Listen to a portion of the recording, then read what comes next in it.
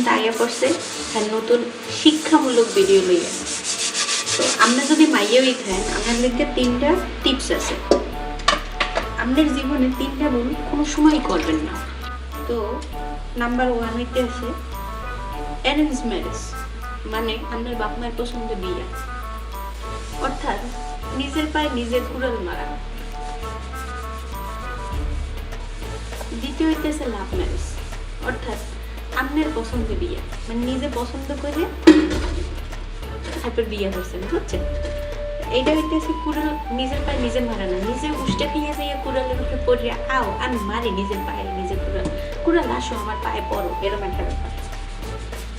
আর number 3 বিয়া, বিয়েই করবেন না জীবনে, এটাই লাইফের সব থেকে বড় ভুল।